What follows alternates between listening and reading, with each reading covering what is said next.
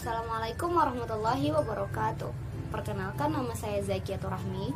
Nah, di video kali ini saya akan berbagi sedikit ilmu tentang akuntansi. Akuntansi itu sendiri memiliki arti adalah suatu proses pencatatan, pengidentifikasian, dan pelaporan yang akan membentuk suatu laporan keuangan yang nantinya akan dijadikan suatu informasi bagi pihak-pihak yang berkepentingan untuk pengambilan keputusan. Nah, di sini saya akan menjelaskan tentang persamaan dasar dari akuntansi dan jurnal umum. Nah, di sini sudah terdapat 5 akun yang akan berpengaruh apabila terjadi suatu transaksi di dalam perusahaan. Nah, kelima akun ini memiliki saldo normal. Nah, kita mulai dari harta. Harta ini akan didebit ketika dia bertambah. Harta akan didebit apabila dia bertambah dan akan kita letakkan di kredit apabila dia berkurang. Berikutnya utang. Kita letakkan di kredit apabila dia bertambah dan di debit apabila dia berkurang. Berikutnya modal. Modal juga apabila dia bertambah, maka dia akan kita letakkan di kredit. Sementara apabila kalau dia berkurang, maka dia akan kita letakkan di debit. Pendapatan juga begitu. Apabila dia bertambah, maka dia akan kita letakkan di kredit. Dan apabila dia berkurang, dia akan kita letakkan di debit. Yang terakhir ada beban. Beban akan kita letakkan di debit apabila dia bertambah dan akan kita letakkan di kredit apabila dia berkurang. Nah, berikut adalah saldo normal dari kelima akun-akun ini. Nah, selanjutnya kita masuk ke dalam persamaan dasar akuntansi. Nah, persamaan dasar akuntansi itu adalah harta sama dengan utang ditambah modal. Jadi, total harta harus sama dengan total hutang ditambah dengan modal. Nah, ini tadi adalah saldo normal yang sudah saya jelaskan. Nah, sekarang kita masuk ke dalam contoh dari persamaan dasar akuntansi. Nah, contoh yang pertamanya itu kita ambil perusahaan X menginvestasikan ke dalam perusahaannya uang sebesar 15 juta, peralatan 5 juta, perlengkapan 3 juta. Nah, buatlah persamaan dasar akuntansinya. Maka dari transaksi tersebut yang akan terpengaruh adalah akun kas, karena dia menginvestasikan kas sebesar 15 juta. 15 juta.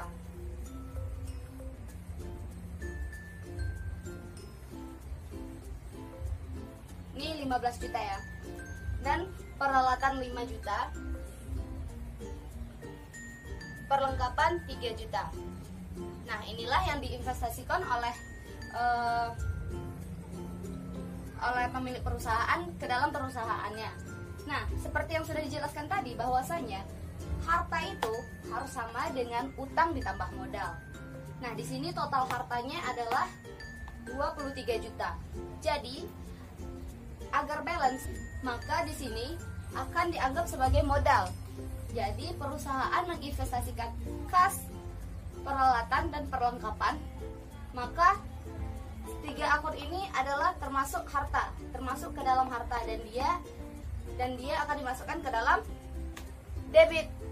Nah, ketika debitnya sudah bertambah 23 juta, harus balance antara kredit dan debit. Jadi, untuk utang dan modal itu sendiri, saldo normalnya adalah di kredit. Jadi, ketika sudah bertambah sebanyak 23 juta, maka harus balance dan kita letakkan di modalnya sebesar 23 juta. Nah, di sini sudah balance ya antara harta ditambah dengan utang atau modal. Nah, di sini karena transaksinya tidak ada mempengaruhi utang, maka kita kosongkan dan hanya mempengaruhi modal saja. Nah, apabila kita jurnalkan ke transaksi ini, maka dia akan membentuk jurnal seperti ini. Kas, peralatan, perlengkapan pada modal sebesar ini 15 juta, ini 5 juta, 3 juta, dan ini 23 juta. Nah, di sini jelaskan balance antara debit dan kreditnya sebanyak 23 juta. Nah, kita ambil contoh yang kedua. Nah, Ibu Rita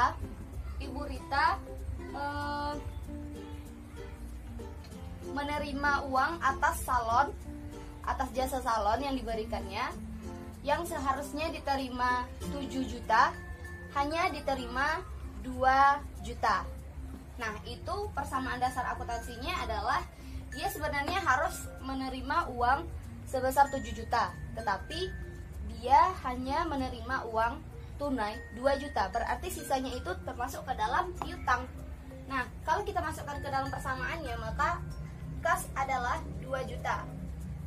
Karena uang yang diterimanya hanya 2 juta.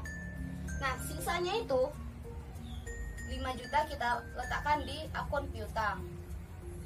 Nah, jumlah dari kedua ini akan mempengaruhi akun modal, yaitu 2 ditambah 5 hasilnya 7 juta. Nah, apabila kita letakkan ini di jurnal, maka jurnalnya akan seperti ini. Kas, piutang, pada modal. Ini 2 juta, ini 5 juta, dan ini 7 juta.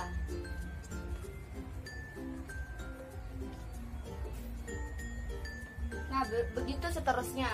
Untuk transaksi-transaksi berikutnya, apabila mempengaruhi harta, maka dia akan kita letakkan di akun debit. Sementara kalau dia termasuk utang dan modal, kita letakkan di sisi kredit. Berpedomanlah pada persamaan dasar akuntansinya, yaitu harta sama dengan utang ditambah modal. Jumlah harta itu harus sama dengan jumlah utang ditambah dengan modal. Nah, demikian video dari saya, semoga bermanfaat. Kurang dan lebihnya saya mohon maaf. Apabila terdapat suatu kesalahan, saya mohon maaf. Terima kasih. Assalamualaikum warahmatullahi wabarakatuh.